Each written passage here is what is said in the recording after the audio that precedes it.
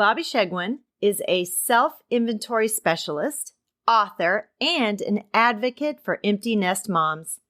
Since becoming an advanced practitioner of life coaching and practitioner of Neuro Linguistic programming with the Coaching Institute in Melbourne, Australia in 2008, as well as a Reiki practitioner in 1997, Bobbi has helped hundreds of women break through challenging life transitions.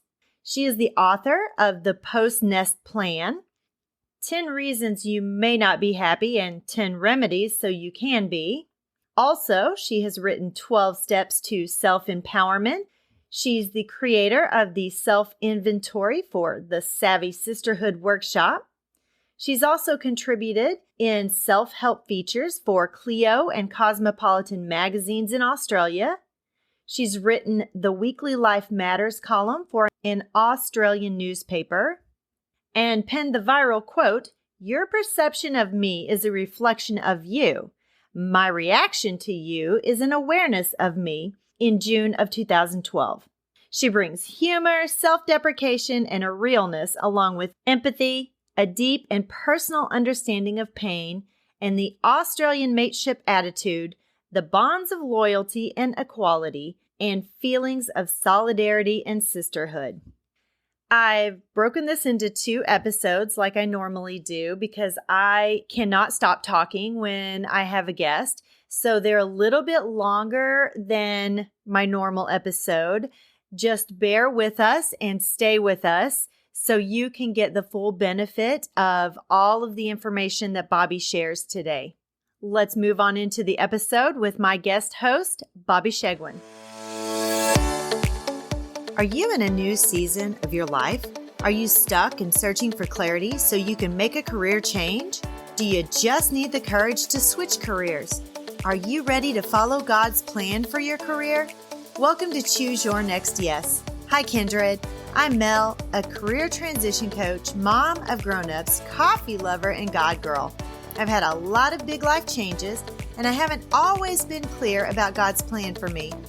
This led to stress and anxiety and a lack of clarity and courage to make a career move. I finally started listening to God's voice to find clarity and peace and stopped being scared to make a move and achieve my career transition goals. Now, my mission is to help you learn to listen to God's voice and know when to say yes to the career you've always wanted and no to everything else. Let me show you how to clarify your purpose and find courage to pursue your personal and professional goals in your midlife and beyond. Throw down your self-doubt, dust off your dreams, Kindred. It's time to reset and refine and reclaim the woman you once aspired to be.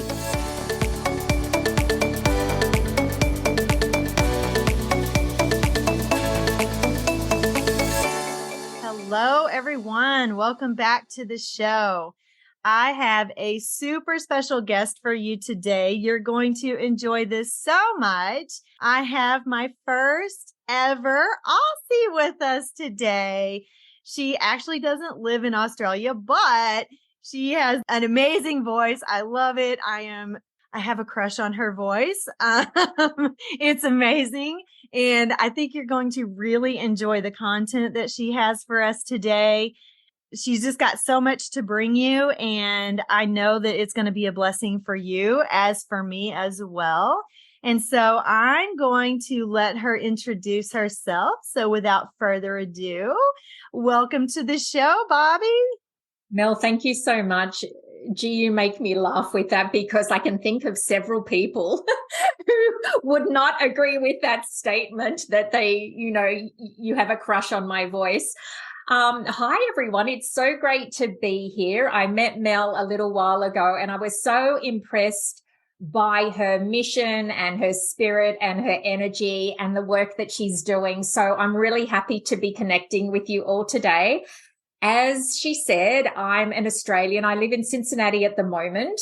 I am an empty nest author, podcaster, and advocate. And it is my mission to make sure no empty nest mum is left behind. I've been helping women in transition for about 15 years. And when I became an empty nester and lost my father in the space of 5 months, my youngest daughter returned to Australia, which meant all our kids were now back in Australia. We're a blended family with 5 children. I really felt the grief and loss that was associated with it. So I pivoted in my work, and I decided that if I'm going to help myself with the tools, knowledge, and resources that I have, I'm going to take other women along for the ride. So it's given me passion. It's given me purpose. It's given me joy. It's given me drive to wake up each morning. And I think the best thing in the world in this phase of life is to be of service. So that's what I'm doing. Oh, I love that. And thank you for what you said about me. It makes me feel like what I'm doing matters and that I'm actually doing what God has in store for me. Yes. So that is wonderful. So I always start with a little bit of get to know you.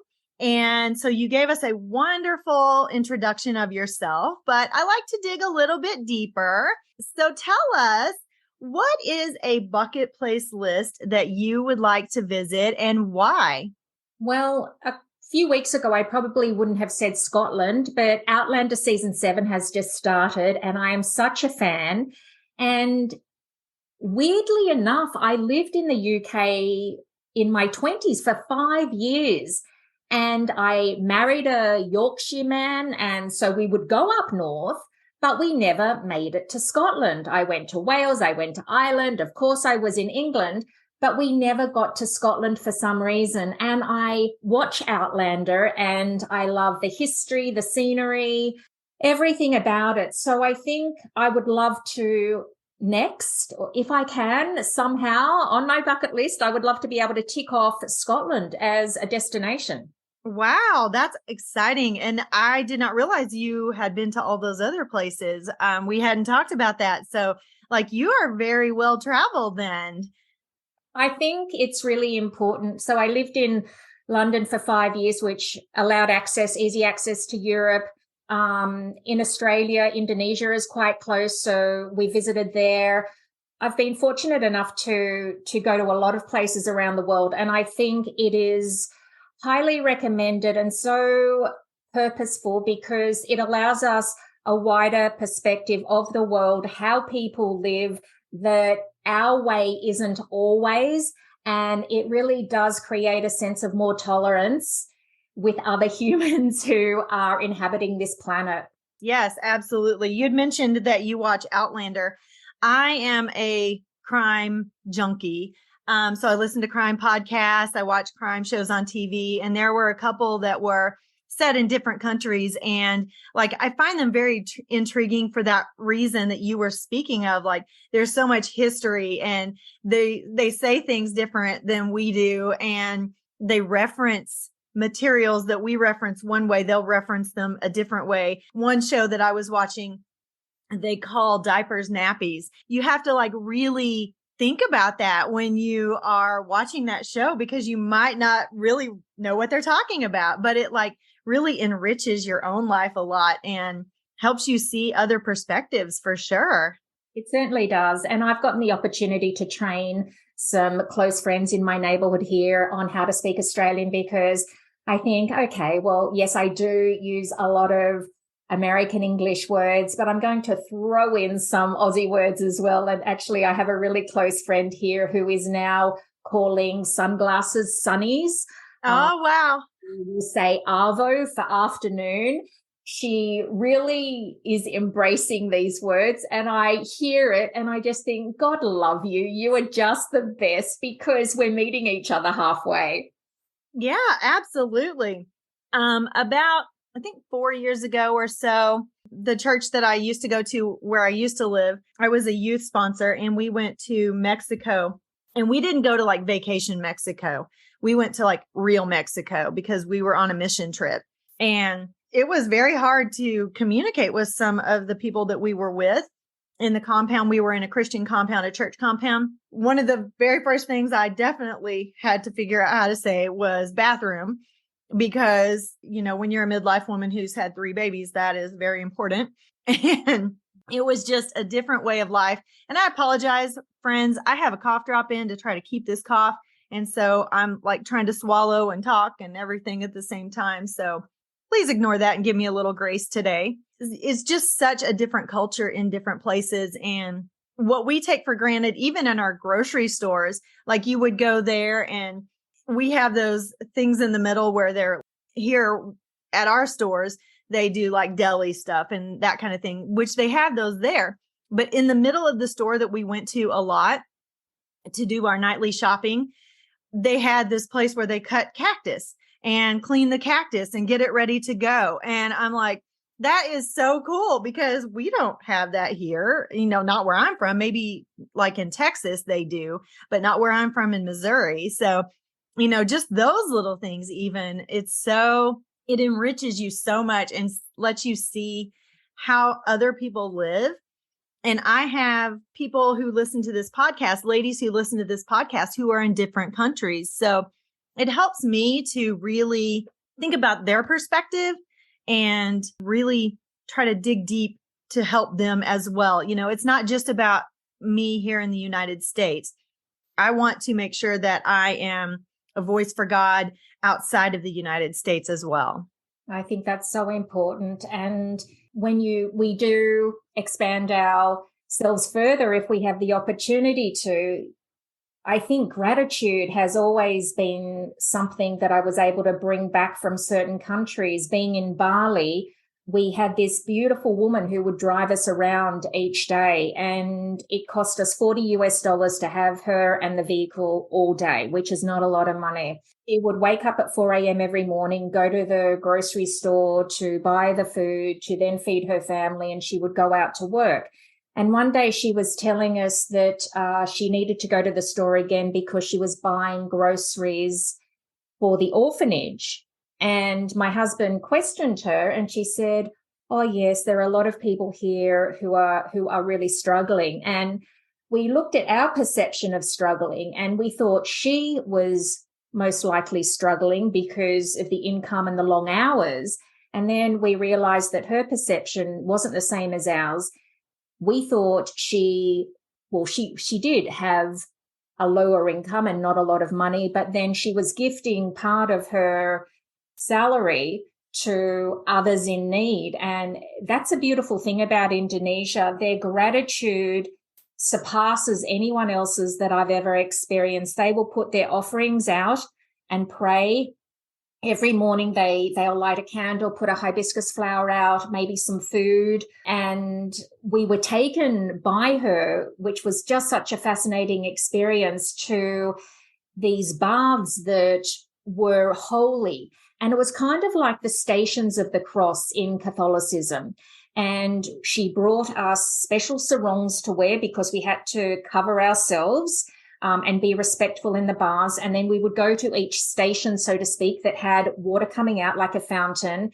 And we would say a prayer, our own prayer, and then we would splash this holy water on our face and then we'd move on. And it was such a beautiful experience. But what is meaningful and purposeful to them really has nothing to do with anything materialistic. And I remember coming home to Sydney at the time, we were still there, and washing my clothes in the washing machine and hanging them out on the line to dry, thinking, how easy was that? How good have I got it that I can do a load of laundry and put it out on the line? There's no pollution, there's sun, we've got space to dry sheets, and it really just gives you a wider perspective.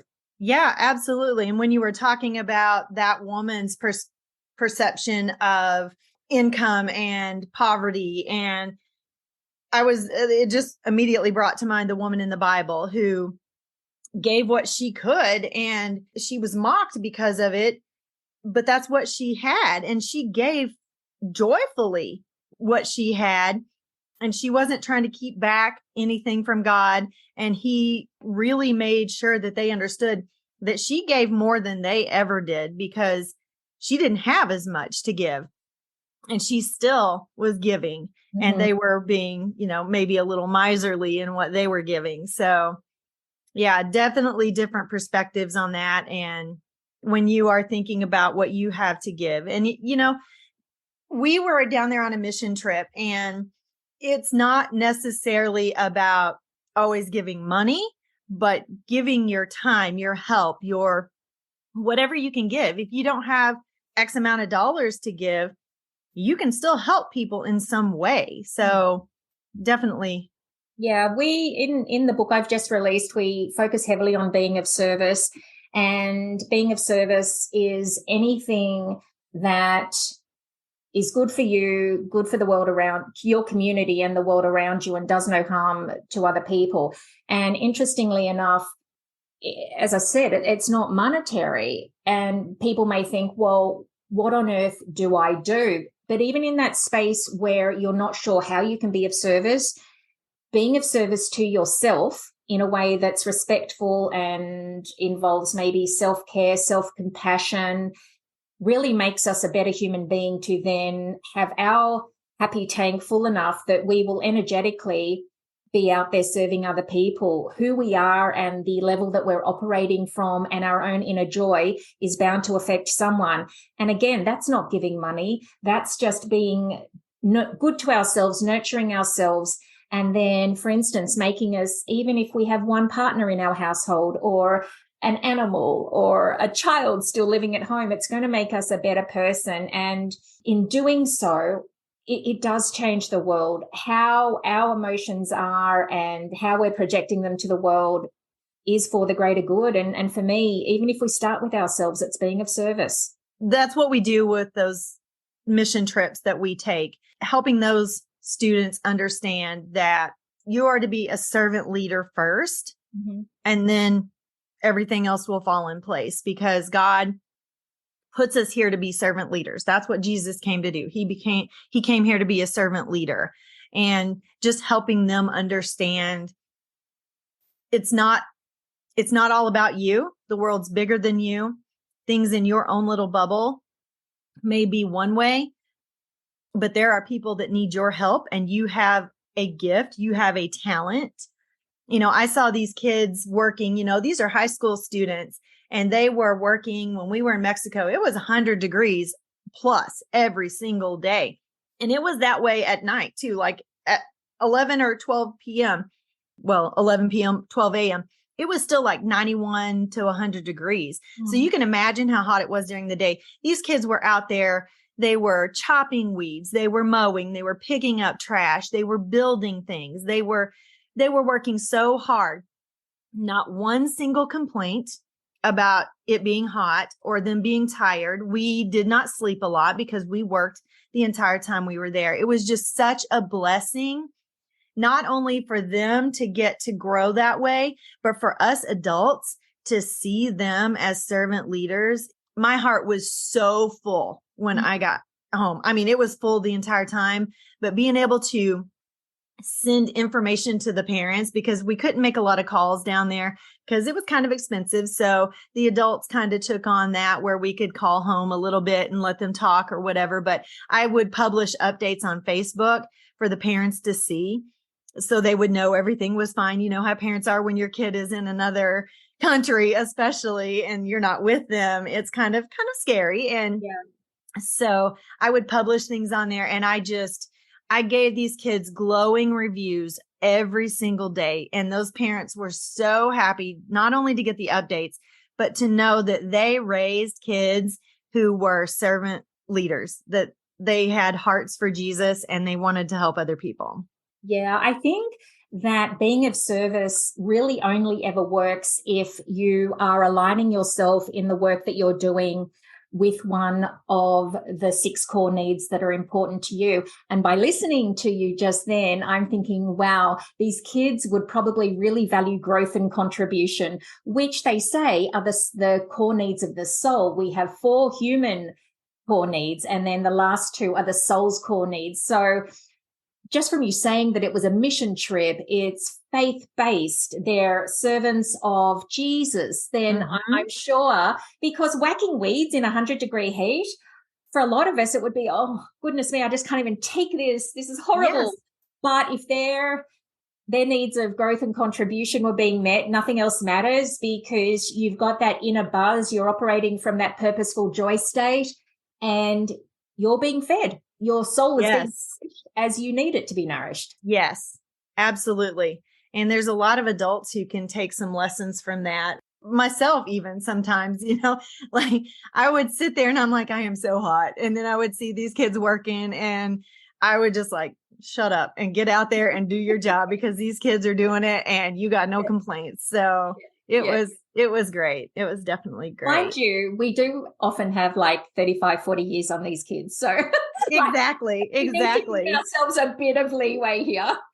And in my defense, I am in the middle of menopause.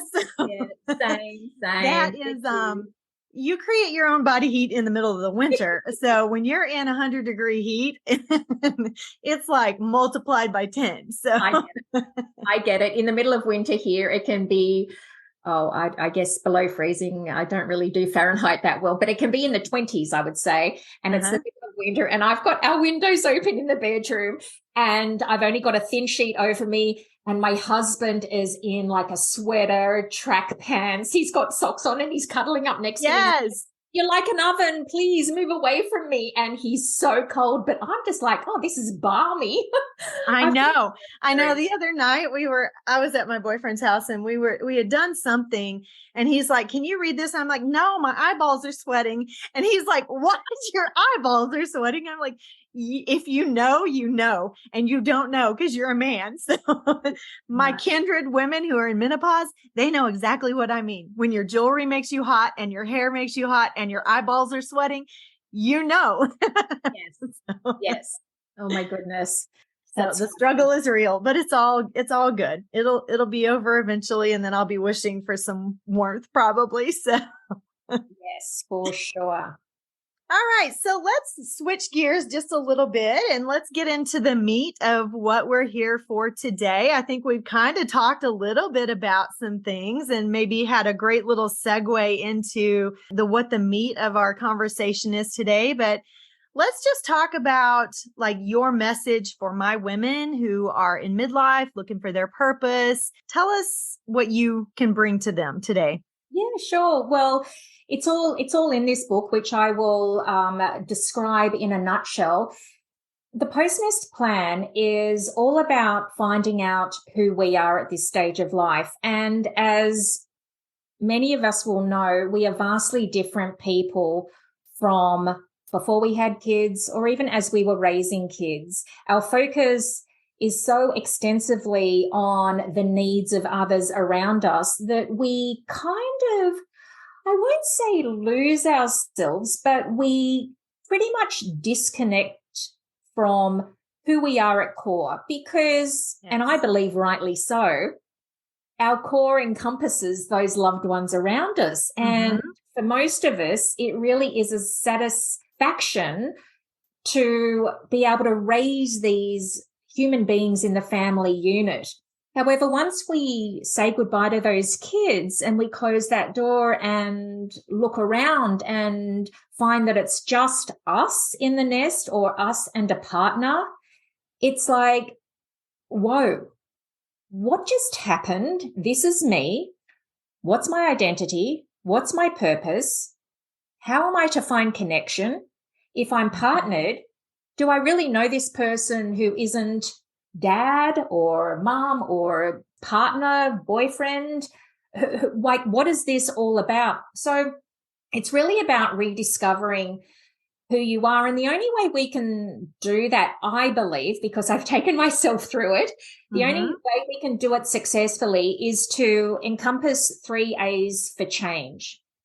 Now, the first A is all around acceptance because for many of us, it's not going to be for all of us, but for many of us, grief and loss is profound. How we knew life is taken away in an instant. And just little things that we never really even thought of, like noise in the home or someone something, things lying around. We tend to miss these things that were just a part of our everyday life. And or even cooking. Yes.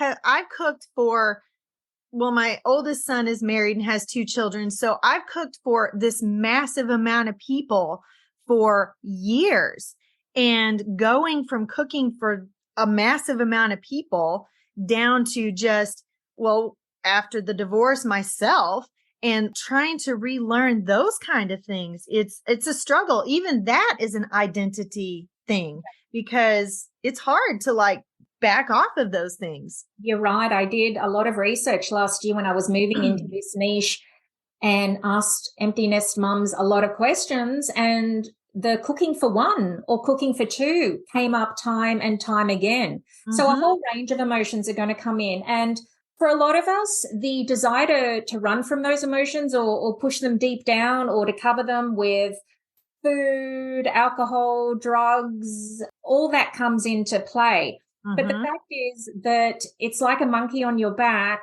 It's going to remain there no matter how fast you run, no matter how much you don't dare look it in the eye. It's going to remain on your back until we actually accept that into our lives, because I do believe that all emotions are here to teach us something about ourselves, so we can then move into the phase of awareness. So the first A is acceptance. And interestingly enough, that which we fear becomes kind of indifferent once we decide to accept it. I kind of liken it to an old auntie who has come to visit, where it's a little bit uncomfortable and we kind of wish it was just a day visit and we could chat, but she's here for the long term. Well, not the long term, but she's here for as long as she needs to be here, right? And she's there and we really want our own space back again, but we kind of become indifferent to our old auntie being here in our home.